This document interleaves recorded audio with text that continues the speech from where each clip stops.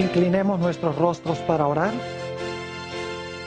Nuestro Padre y nuestro Dios, te damos gracias por tu palabra, que es una guía segura en un mundo de rebelión y de confusión.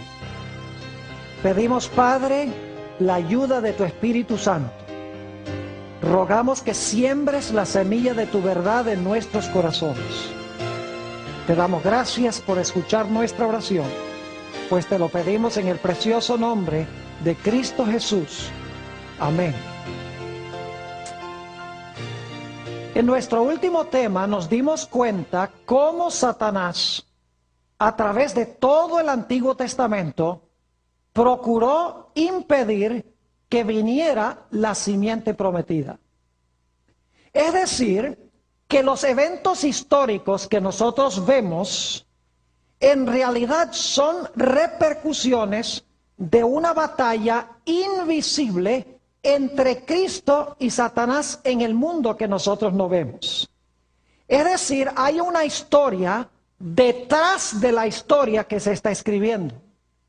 La verdadera historia no es la que nosotros vemos, la verdadera historia es la que se está escribiendo en la batalla entre Cristo y Satanás en el mundo invisible. Para comenzar nuestro tema en este día, quisiera darles un par de ejemplos bíblicos de cómo los eventos terrenales son un reflejo de la batalla celestial entre Cristo y Satanás. Nuestro primer texto que quiero que leamos lo encontramos en el libro de Job, el capítulo 1 y el versículo 12. Job, el capítulo 1 y el versículo 12. Resulta que si ustedes leen los versículos que vienen antes de este, van a encontrar que se celebró un concilio en el cielo. Y en ese concilio celestial, donde estaban reunidos los ángeles y los habitantes de los cielos, se empezó a hablar de un personaje que se encontraba en el planeta Tierra. Ese personaje se llamaba Job. Y para hacer una larga historia corta, lo que hizo Dios fue darle a Satanás permiso para que afligiera a Job. Y Satanás descendió a la tierra y afligió a Job, quitándole todo lo que tenía, inclusive su salud. Lo único que no le quitó fue la vida. Ahora, si uno hubiera estado en la tierra, viendo el sufrimiento de Job, uno pensaría que todas estas calamidades le vinieron porque eran eventos meramente históricos aquí en este planeta. Uno no se imaginaría que en realidad sus males eran causados por fuerzas invisibles que querían causarle daño. Es decir, lo que se veía terrenalmente era el fruto de las acciones de Satanás en el mundo invisible que no se ve. En el versículo 12 encontramos que Dios le da permiso a Satanás. Dice, dijo Jehová a Satanás, he aquí todo lo que tiene está en tu mano, solamente no pongas tu mano sobre él. Y salió Satanás de delante de Jehová y aflige a Job. Yo me imagino que los amigos pensarían que este mal que le vino a Job era meramente un evento terrenal.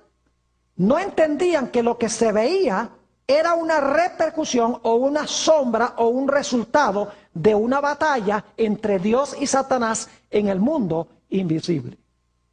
Tenemos otro ejemplo en la Biblia al cual quiero referirme, donde se ilustra esta batalla que se está realizando en el mundo invisible y que los eventos históricos son solamente resultados de esta batalla entre Cristo y Satanás.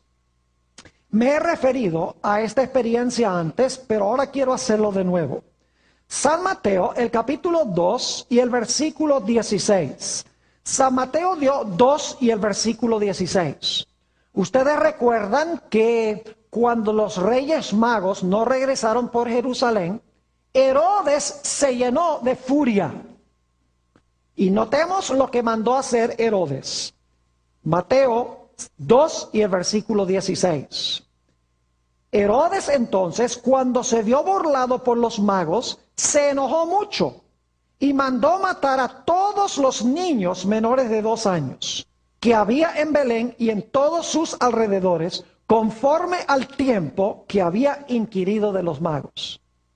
Si ustedes hubieran leído el periódico de Belén del siguiente día, hubieran leído: Herodes pensaba que iba a nacer alguien en Belén que le iba a quitar el trono y mandó a matar a todos los niños menores de 2 años. Y uno pensaría que ese fue sencillamente un evento histórico, el resultado de la ira de un rey, de Herodes. Pero Apocalipsis 12 corre el velo y nos ayuda a ver quién estaba detrás de Herodes. Note lo que dice en el libro de Apocalipsis, el capítulo 12 y el versículo 4. Dice, hablando de un dragón bermejo, y su cola arrastraba la tercera parte de las estrellas del cielo y las arrojó a la tierra. Y el dragón se paró frente a la mujer que estaba para dar a luz, a fin de devorar a su hijo tan pronto como naciese. Yo pregunto, ¿quién estaba detrás de Herodes para matar al niño cuando naciera? Satanás, el dragón. Es decir, ese evento histórico era en realidad una repercusión o el resultado de movimientos que se estaban realizando en el mundo invisible. Y todos los eventos históricos hay que verlos desde esa perspectiva. Ahora vayan conmigo al libro de Génesis, el capítulo 1 y el versículo 26. Y hay 2 puntos que quiero recalcar aquí en este versículo. Génesis, el capítulo 1 y el versículo 26. Entonces dijo Dios: hagamos al hombre a nuestra imagen, conforme a nuestra semejanza. Y ahora hay 2 conceptos claves. Y señoree. Eso significa reine. ¿Reine a dónde? Dice: en los peces del mar, en las aves de los cielos, en las bestias, en toda la tierra y en todo animal que se arrastra sobre la tierra. Número 1. Adán fue creado rey. Y en segundo lugar, su esfera de dominio era el planeta Tierra. Noten cómo el libro de los Salmos corrobora esta doble idea. Salmo 8, y quiero leer los versículos 3 en adelante. Salmo 8 y el versículo 3 en adelante. Dice: cuando veo tus cielos, obra de tus dedos, la luna y las estrellas que tú formaste, digo, ¿qué es el hombre para que tengas de él memoria, y el hijo del hombre para que lo visites? Le has hecho poco menor que los ángeles. Fíjese, hizo al hombre poco menor que los ángeles. Y lo coronaste de gloria y de honra. Le hiciste, ahora escuchen bien, le hiciste señorear, es decir, reinar, lo mismo que leímos en Génesis 1:26. Lo hiciste señorear sobre las obras de tus manos. Todo lo pusiste debajo de sus pies. Ovejas y bueyes, todo ello, y asimismo las bestias del campo, las aves de los cielos y los peces del mar, todo cuanto pasa por los senderos de la mar. Es decir, Adán fue colocado como rey del planeta Tierra. Y si leemos con cuidado el libro de Génesis, nos vamos a dar cuenta que el plan de Dios era que Adán y Eva y sus descendientes viviesen para siempre. Nunca dejarían de existir. Nunca se borraría su nombre, ni se borrarían ellos de la existencia. Un triple plan de Dios. Que Adán fuese rey, que tuviese la tierra como su esfera de dominio y que viviese para siempre. Pero luego entró la tragedia del pecado. Y el plan de Dios se estropeó. En gran medida se dañó. El hombre perdió los 3 elementos del plan original de Dios. Perdió su posición como rey. Perdió su esfera de dominio, la tierra. Y en lugar ahora de vivir para siempre, La Biblia dice que entró al mundo la muerte. El hombre iba a ser borrado de una vez por todas de la existencia y nunca más se iba a recordar su nombre. Ahora yo pregunto, ¿quién llegó a ser el rey de este planeta y quién introdujo la muerte? Fue Satanás. ¿Sabían ustedes que después que Adán fue derrocado de su trono, Satanás se sentó en el trono que Adán dejó vacante? Y que ahora Satanás llegó a ser el rey sobre este planeta. Por esa razón, en el libro de Job, el capítulo 1 y el versículo 6, encontramos algo muy interesante. Job 1 y el versículo 6, cuando se celebra esa reunión en el cielo, en vez de ir Adán allá representando al planeta Tierra, ¿quién va representando a este planeta? Va Satán o Satanás. Note lo que dice Job 1:6. Un día vinieron a presentarse delante de Jehová los hijos de Dios, entre los cuales también vino Satán.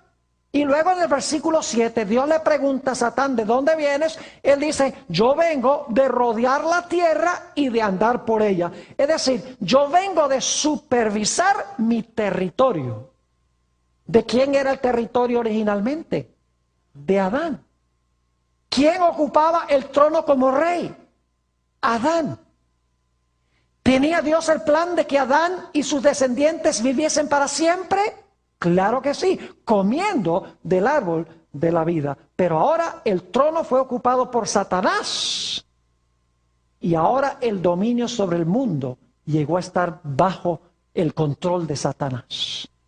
Note lo que dice en el Evangelio según San Lucas, el capítulo 4 y el versículo 6. San Lucas, el capítulo 4 y el versículo 6. Para que ustedes se den cuenta que Satanás sí tomó el dominio o el reinado sobre este planeta.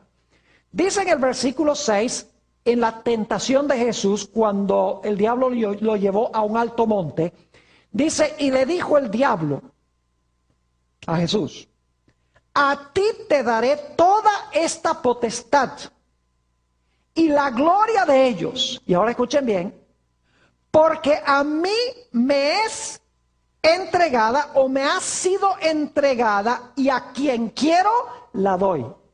Es decir, los reinos de este mundo me han sido entregados a mí, dice Satanás, y a quien yo quiero, yo le doy esos reinos. Yo pregunto, ¿quién le dio esos reinos a Satanás? Adán. El rey original, cuando se dejó vencer por Satanás, él dejó de ser rey y ahora el gobernante llegó a ser Satanás. Por esa razón es que en San Juan 12:31 a Satanás se le llama el príncipe de este mundo. Me gusta la versión en inglés, es un poco más cerca al original. Dice, the ruler of this world, el gobernante de este mundo, dice Jesús, será echado fuera. Y se estaba refiriendo a Satanás. Es decir, el plan original de Dios para con la raza humana se estropeó y se dañó. Adán perdió su posición como rey, perdió su esfera de dominio y corría el riesgo de ser borrado de la existencia. Polvo eres y al polvo serás tornado. La raza humana necesitaba un redentor. Necesitaba a alguien que recuperara el trono, que recuperara el territorio y que diera esperanza de vida.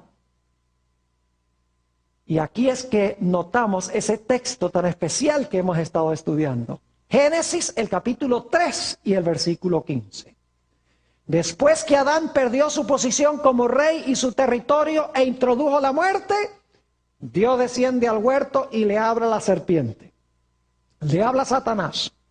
Y le dice, mira, tú le quitaste a Adán el trono, le quitaste su territorio e introdujiste la muerte al mundo. Pero yo quiero que sepas algo. Yo voy a mandar una simiente nacida de mujer al planeta Tierra.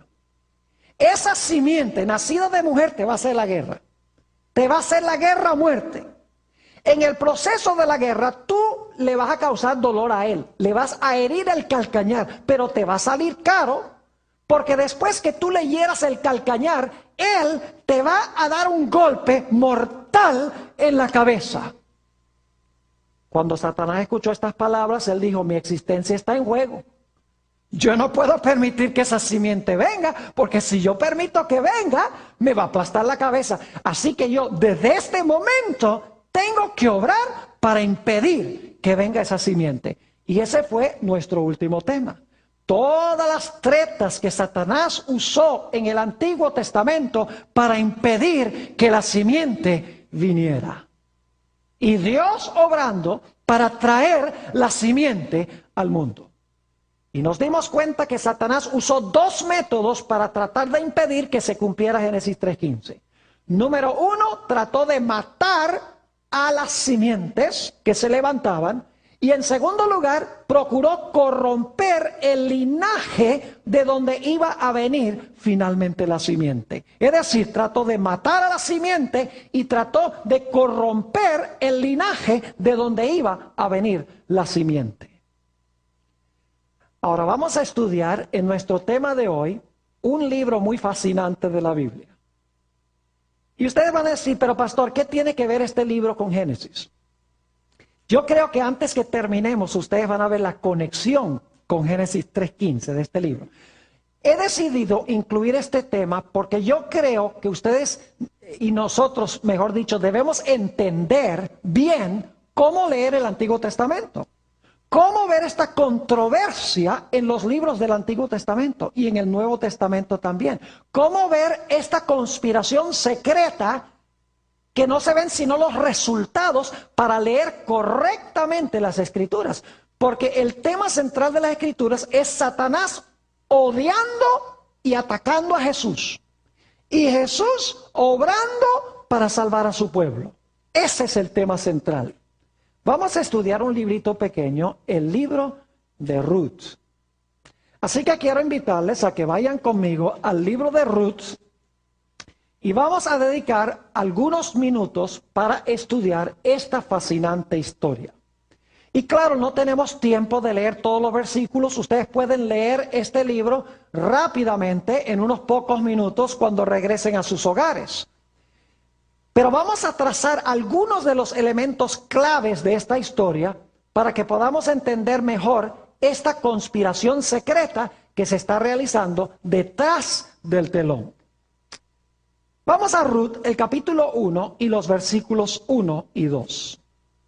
Aconteció en los días que gobernaban los jueces, que hubo hambre en la tierra. Y un varón de Belén de Judá, quiero que recuerden eso, un varón de Belén de Judá fue a morar en los campos de Moab. Él y su mujer y 2 hijos suyos. El nombre de aquel varón era Elimelech y el de su mujer Noemí. Y los nombres de sus hijos eran Mahalón y Kelión. Efrateos, no olviden esto, efrateos de Belén de Judá. Llegaron pues a los campos de Moab y se quedaron allí. Hay algo muy interesante que está pasando aquí que no aparece en la superficie del texto. Yo no sé si ustedes sabían, pero Génesis 49:10, que no vamos a buscar ahora, profetizó que el cetro o el gobierno de Judá no iba a ser quitado de la tribu de Judá hasta que viniera aquel a quien le correspondía el trono. Es decir, el reinado o el gobierno, el trono en Israel, le iba a pertenecer a Judá desde cuando se dio la profecía en Génesis 49 hasta cuando vino Silo, el que trae la paz, es decir, la simiente prometida. Ahora, la profecía de Génesis 49 y el versículo 10 se dio aproximadamente 1500 años antes de nacer Jesús. Es decir, ya en ese momento el diablo sabía que el rey de Israel, el Salvador, iba a venir ¿de cuál tribu? Iba a venir de la tribu de Judá. Porque el diablo se fija cuando Dios da profecías. Dice, el cetro va a permanecer en Judá, aún hasta el momento que venga el que trae la paz, hasta que venga la simiente prometida. Es decir, yo tengo que echarle ojo a la gente que venga de la tribu de Judá. Es interesante que Elimelech era de la tribu de Judá. Ahora, ¿por qué razón fue que Elimelech tuvo que emigrar de Israel a Moab? Dicho sea de paso, Moab era una de las naciones más inicuas de la antigüedad.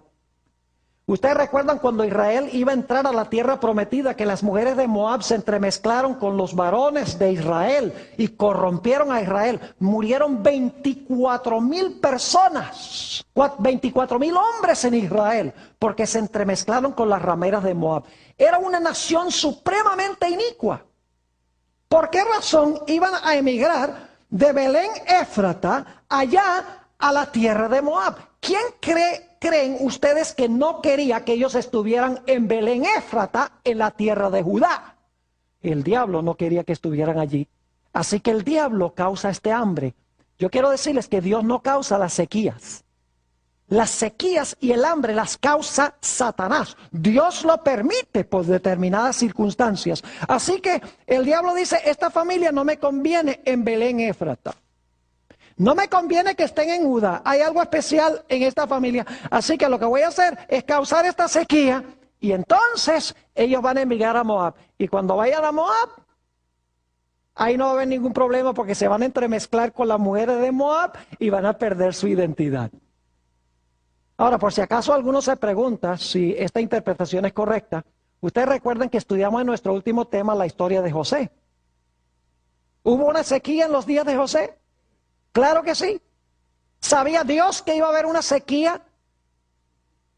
Y que antes de la sequía iba a haber 7 años de prosperidad. Claro que sí. Ahora, ¿qué quería hacer Satanás causando esta sequía? Él tenía planes de matar a Jacob y a toda su familia. Pero Dios sabía ya de antemano lo que iba a hacer Satanás. Así que Dios mandó a José adelantado por 7 años para hacer provisión para que Jacob y su familia no pereciesen y para que finalmente pudiese venir la simiente prometida.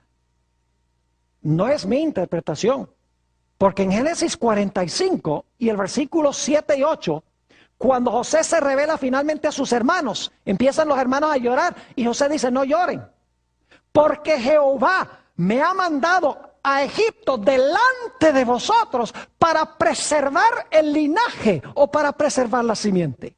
Satanás quería matar de hambre la simiente, pero Dios, sabiendo que iba a hacer eso, desde el principio, Dios mandó a José adelante para hacer provisión de alimento para que no pereciese la familia. Y este era el plan de Satanás con Elimelech y su familia. Si se van allá a Moab, se van a corromper con las mujeres moabitas, problema resuelto. Pero al diablo le salió mejor el plan de lo que él pensaba. Porque nos dice en Ruth, y no vamos a leer los versículos, porque ustedes pueden leer rápidamente el capítulo 1, nada más les voy a dar el significado de la historia. En el capítulo 1 y el versículo 3 dice que mientras estaban allá, Elimelech se murió. Así que el diablo dice, problema resuelto, ya Elimelech está muerto. Pero dice, pero están todavía los 2 hijos. Todavía está Mahalón y Kelión. ¿Qué voy a hacer con esos? Dice, voy a influir sobre ellos para que ellos se casen con mujeres moabitas. Y fue exactamente lo que hicieron. Uno se casó con Orfa, no con Oprah, con Orfa. Y el otro se casó con Ruth. Ahora, a los hebreos se les había prohibido casarse con mujeres de naciones paganas.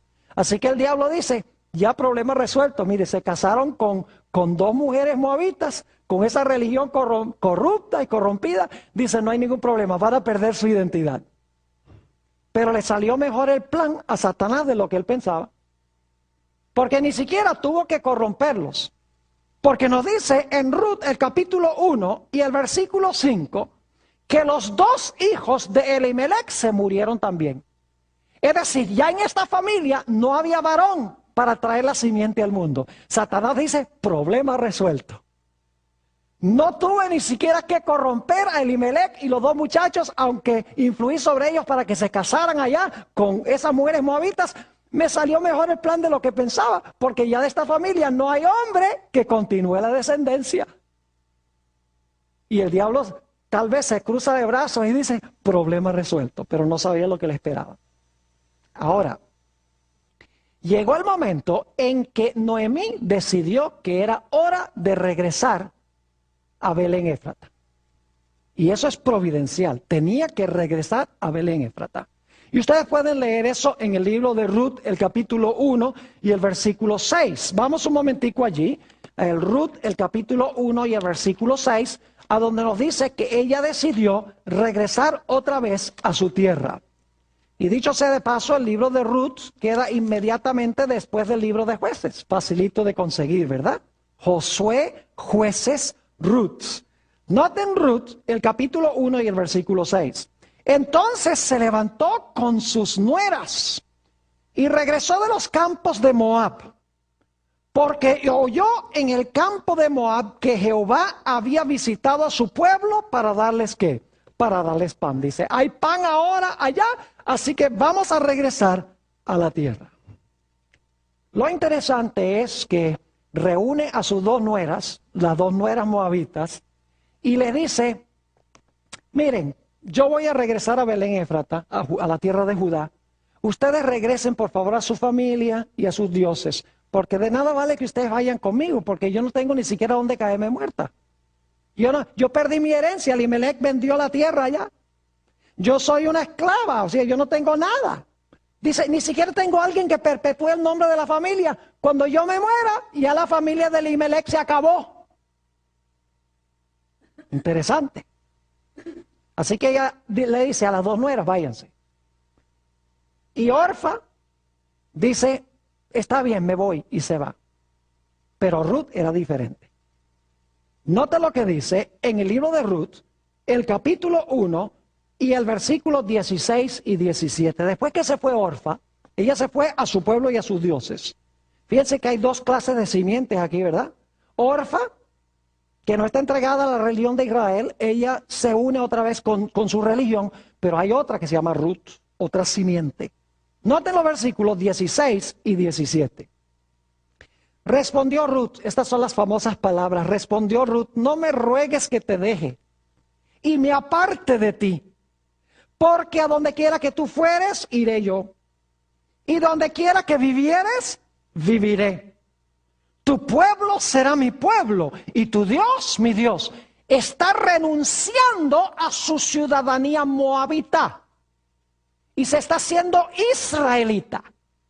Ahora puede cumplir el plan especial de Dios. Versículo 17. Donde tú murieres, moriré yo, y allí seré sepultada. Así me haga Jehová, y aún me añada, que solo la muerte hará separación entre nosotras dos. Y Ruth, así con Noemí, emprenden viaje de regreso a Belén Éfrata. Ahora Ruth era israelita. Se incorporó en el pueblo escogido de Dios. Había dejado de ser moabita. Cuando llegaron a Belén Éfrata, en Judá, la gente reconoció a Noemí. Y quiero que noten cómo lo relata en el capítulo 1 y los versículos 19 al 21. 19 al 21. Anduvieron pues ellas dos hasta que llegaron a Belén. Y aconteció que habiendo entrado en Belén, toda la ciudad se conmovió por causa de ellas y decían, ¿no es esta Noemí? Y ella les respondía, ahora escuchen bien, no me llaméis Noemí. El nombre Noemí significa placentera. No me llaméis placentera, sino llamadme Mara. La palabra Mara significa amarga. Porque en grande amargura me ha puesto el Todopoderoso. Podríamos decir que era una vieja amargada. Versículo 21. Yo me fui llena, pero Jehová me ha vuelto con las manos vacías. ¿Por qué me llamaréis Noemí? Ya que Jehová ha dado testimonio contra mí y el Todopoderoso me ha afligido. ¿A quién le está echando la culpa de su situación? A Dios. Dice, no tengo herencia, soy una sierva, no hay nadie que perpetúe el nombre de la familia. Ni para qué va uno a servir a un Dios así. Si tan solo ella hubiera entendido el plan que tenía Dios, no hubiera renegado contra Dios. Nos dice en el capítulo 1 y el versículo 22 que llegaron en la época de la cosecha de la cebada. Eso es más o menos en la época de marzo o abril, la época de Semana Santa. Esa es la cosecha de la cebada. Noten lo que dice el versículo 22. Así volvió Noemí y Ruth la moabita, su nuera con ella.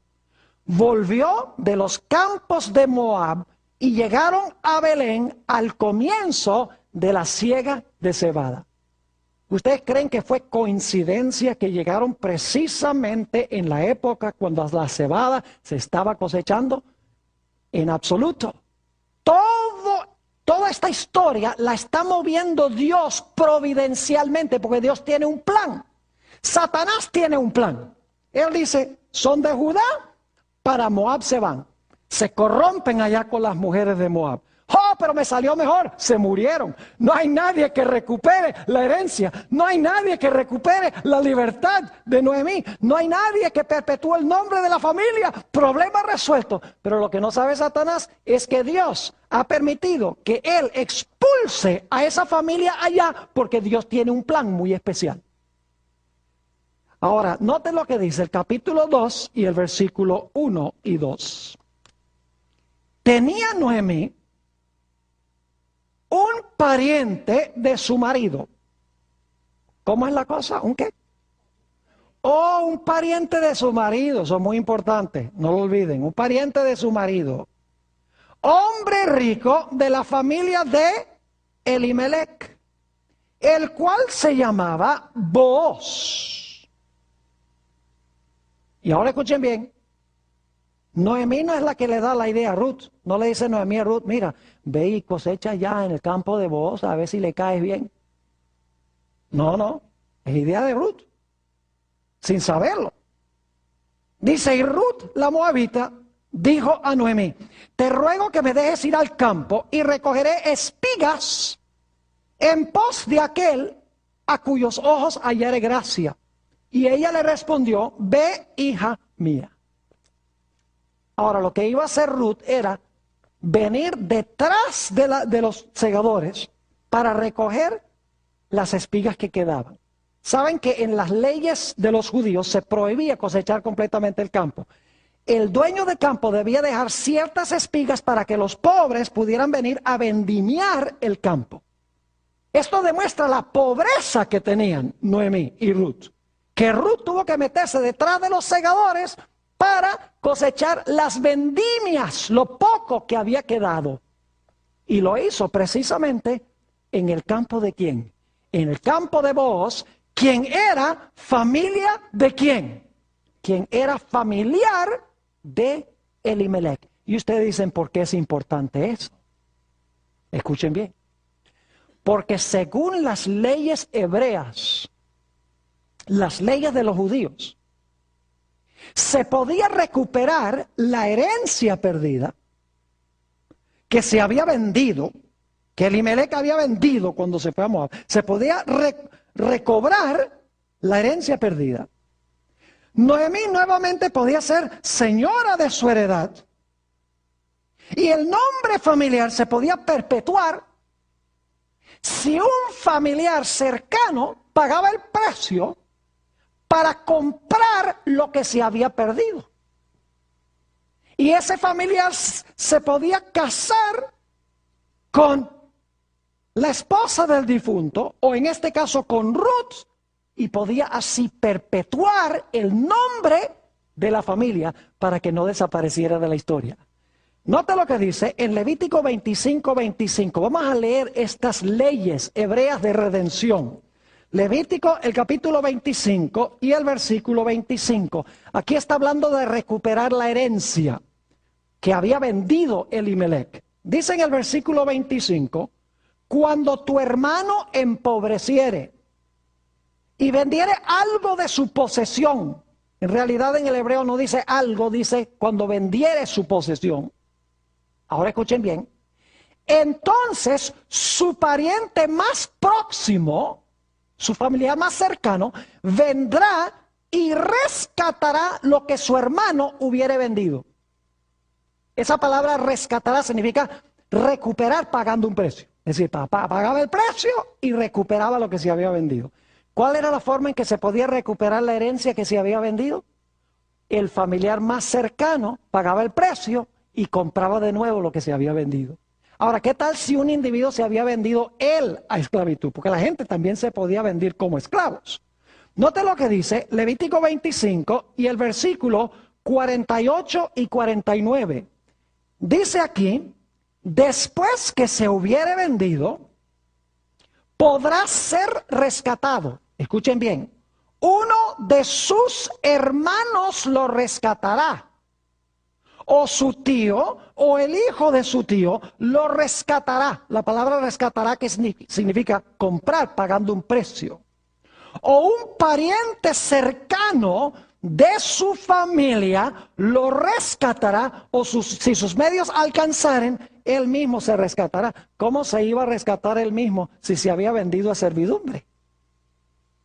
La única forma en que podía ser librado de servidumbre era que un familiar cercano pagara el precio. La única forma de recuperar la herencia que se había vendido era que un familiar pagara el precio. Y saben que la única manera, no voy a leer el texto, pero ustedes lo tienen en su lista, Deuteronomio 25:5, dice que si un marido moría sin hijos, o si los hijos se morían, el pariente más cercano tenía que casarse con la esposa del difunto para perpetuar el nombre de la familia. O sea que la única forma en que Noemí podía recuperar el patrimonio vendido, la única forma que podía nuevamente gobernar sobre su heredad, la única forma en que podía perpetuar el nombre de la familia de Elimelech era si un pariente cercano pagaba el precio para rescatar lo que se había vendido y lo que se había perdido. ¿Y qué era Booz? Era un pariente cercano ¿de quién? De Elimelech. Es decir, Booz podía recuperar lo que se había perdido. Ahora voy a cortar la historia. Ustedes pueden ir al capítulo 4 y el versículo 9 y se van a dar cuenta allí que había un pariente más cercano que Booz. Y Booz le dijo, mira, tú eres más cercano, así que te conviene a ti redimir lo de Elimelech. Y él dice, está bien, yo pago el precio y yo lo redimo. Y le dice Booz, oh, pero dicho sea de paso, tienes que casarte con Ruth también. Él dice, oh, no, entonces no. Paso. Ese no era el individuo que debía redimir lo que se había perdido. El que debía hacerlo era ¿quién? Era Booz, porque Dios tenía un plan especial con Booz. Nota lo que dice en Ruth el capítulo 4 y el versículo 10. Ruth el capítulo 4 y el versículo 10 sobre este asunto. Dice allí, en Ruth 4:10, y que también tomo por mi mujer a Ruth la Moabita, mujer de Mahalón. Ahora escuchen bien.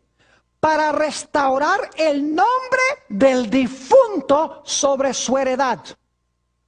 Para que el nombre del muerto no se borre de entre sus hermanos y de la puerta de su lugar. Vosotros sois testigos hoy. Pregunto, ¿iba a continuar el linaje de Elimelech de la tribu de Judá?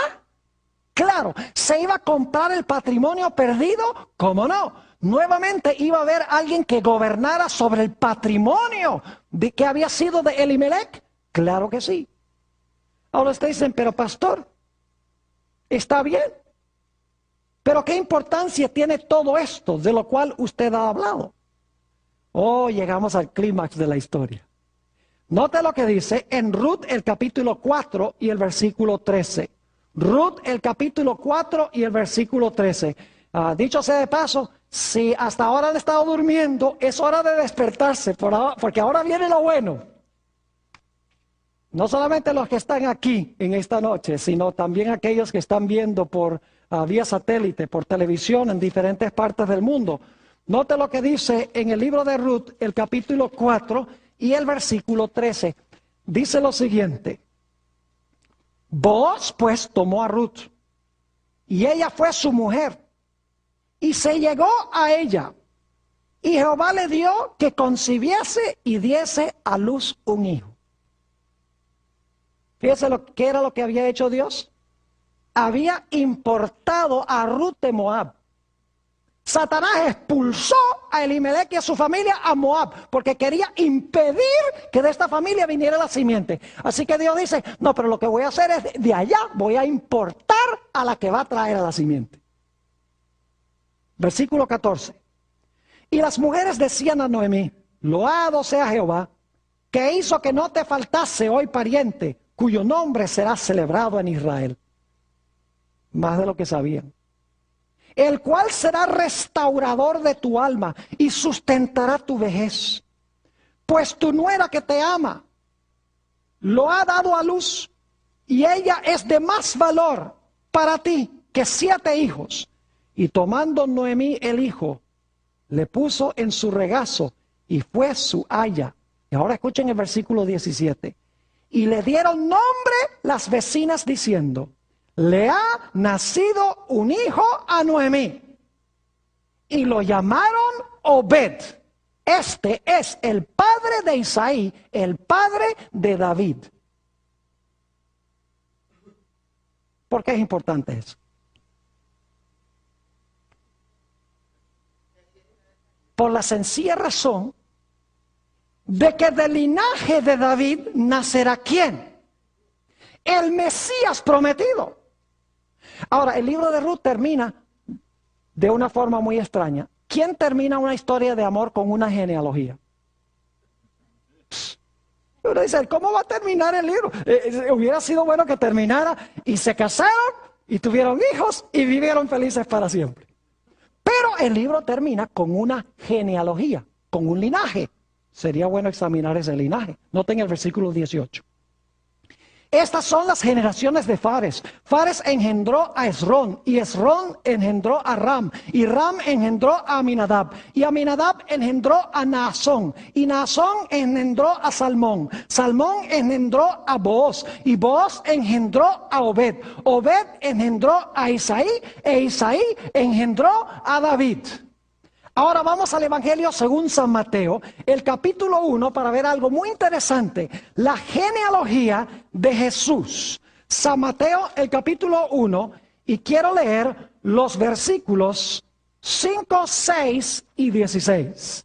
Dice en el versículo 5, en realidad vamos a empezar en el versículo 3.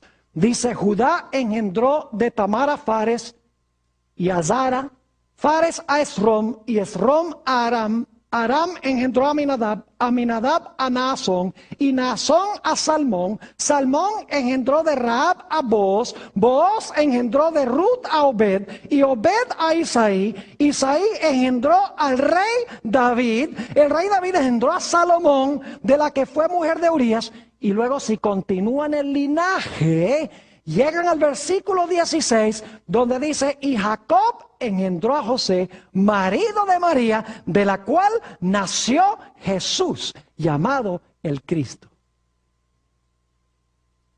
Lo que Satanás procuró impedir, Dios dice, tú me expulsas a mi gente, allá Moab, está bien, no hay ningún problema. Yo allá agarro a Ruth y la importo a Israel. La hago parte de mi pueblo y finalmente de ella traeré el linaje prometido, el Mesías, al mundo.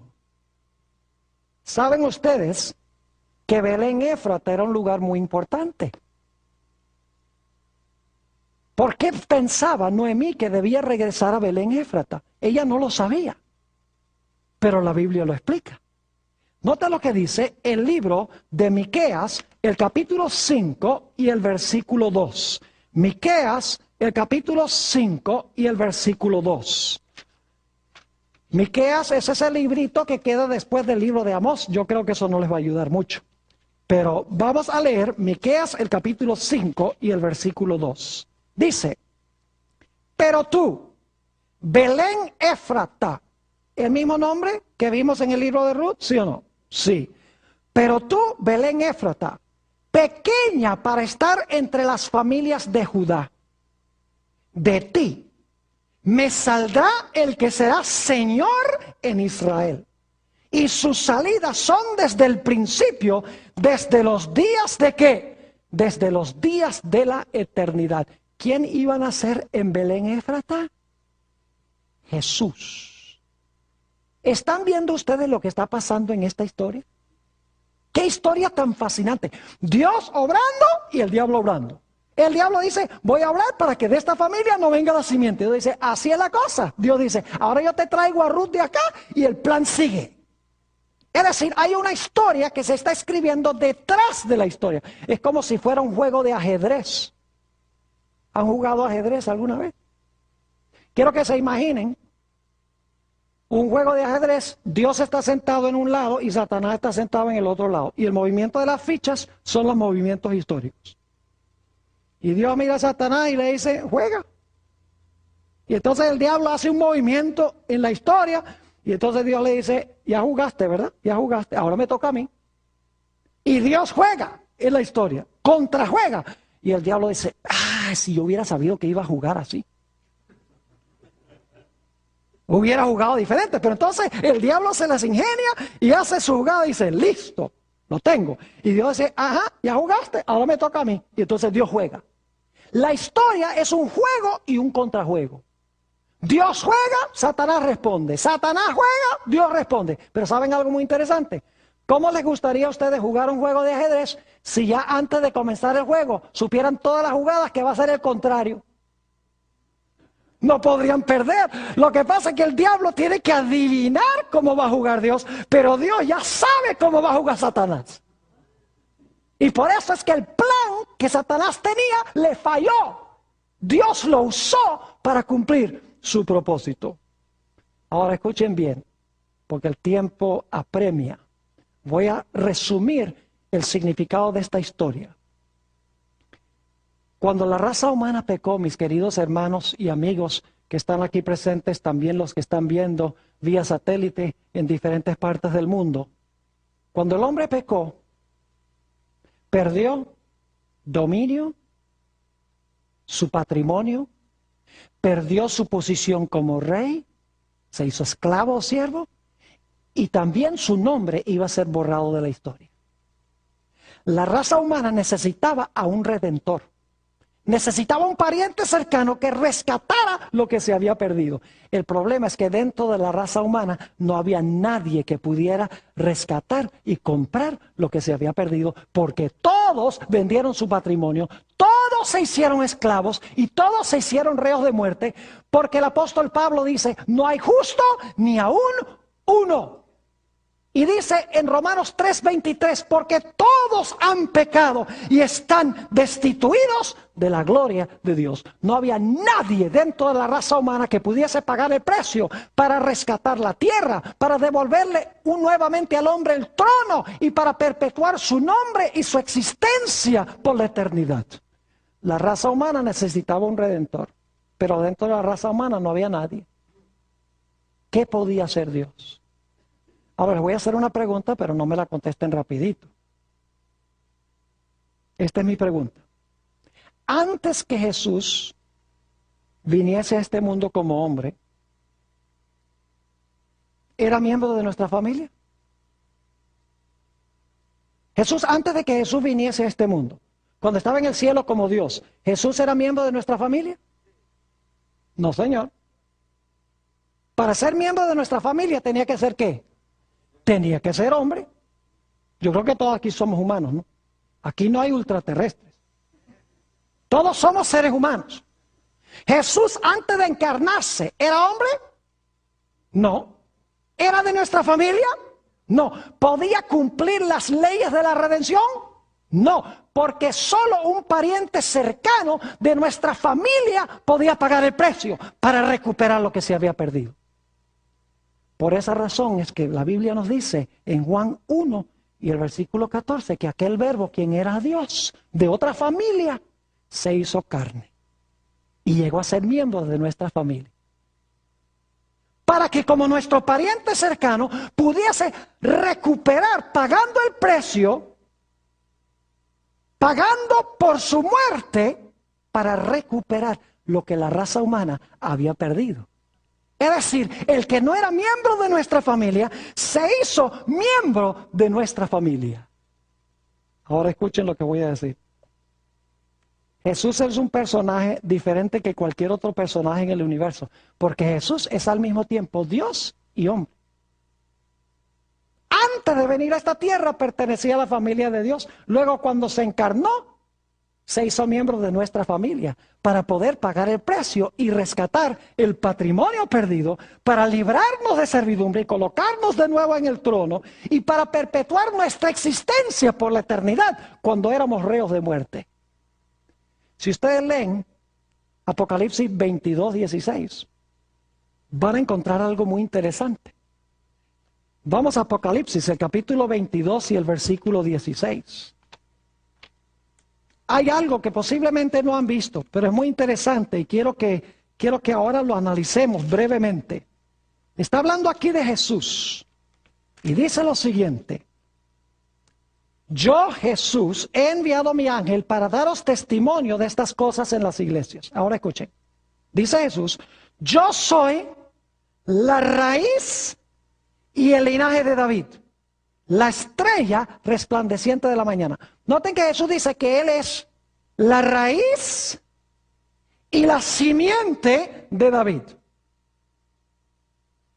Es decir, Jesús es el padre de David y el hijo de David. El hijo mío está allá arriba ayudando en los asuntos técnicos de esta grabación. Yo quiero preguntarles, ¿ustedes creen que yo puedo ser al mismo tiempo padre de mi hijo e hijo de mi hijo? El pastor, no sea ridículo. O es padre o es hijo. Es cierto. Pero escuchen bien, Jesús es la raíz de David y el linaje también. Jesús es el padre de David y es también del linaje de David. ¿Saben por qué? Porque Jesús, cuando creó a Adán, más adelante vino David. Es decir, a través de Adán, Jesús creó a David. Pero cuando Jesús nació en este mundo, nació como hijo de David. Es decir, es el padre de David como Dios, es hijo de David como hombre. Lo mismo sucede con Abraham en Mateo 1 y el versículo 1. Dice allí que Jesús era simiente de Abraham. Pero interesante que en San Juan 8:58 Jesús dice: antes que Abraham fuese, yo soy. Ahora, ¿cómo entendemos eso? Es simiente de David, pero dice: antes que Abraham fuese, ya yo soy. Jesús fue el creador de Abraham como Dios. Pero Jesús es hijo de Abraham como miembro de nuestra familia. ¿Y saben lo que es más lindo? Jesús pagó el precio para rescatar el patrimonio perdido. Jesús pagó el precio para recuperar el trono. Jesús pagó el precio para que nuestro nombre no sea borrado. No solo el nombre, sino para que nosotros podamos vivir para siempre. Y nuestro nombre quede grabado para siempre en el libro de la vida. Lo más lindo es esto, fíjense. El único verdadero hijo de Dios es Jesús. Nosotros somos hijos de la ira. Yo no puedo reclamar el derecho de ser hijo de Dios en mí mismo. Jesús es el hijo de Dios. Pero ahora fíjense qué lindo es esto. Cuando yo acepto a Jesús como mi Salvador, cuando yo me uno a Jesús, entonces ahora Jesús y yo somos hermanos. Y entonces ahora Jesús viene a su padre y dice: Padre, tengo un nuevo hermano, el pastor Bor.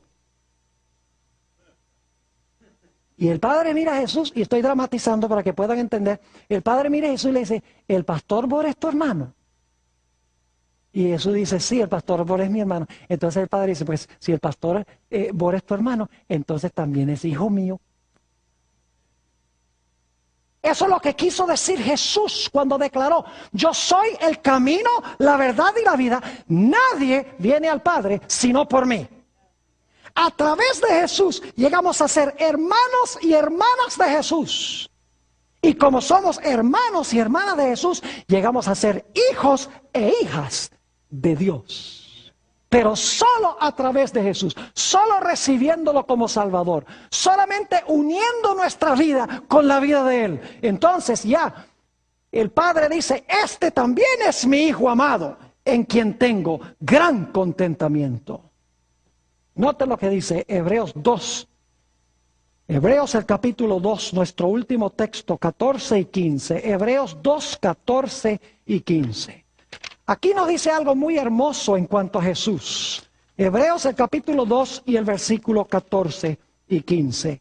Dice, así que, por cuanto los hijos, es decir, los hijos de Dios, participaron de carne y sangre, Él también participó de lo mismo, para destruir por medio de la muerte al que tenía el imperio de la muerte, esto es al diablo, y librar a todos los que por el temor de la muerte estaban durante toda la vida sujetos a servidumbre.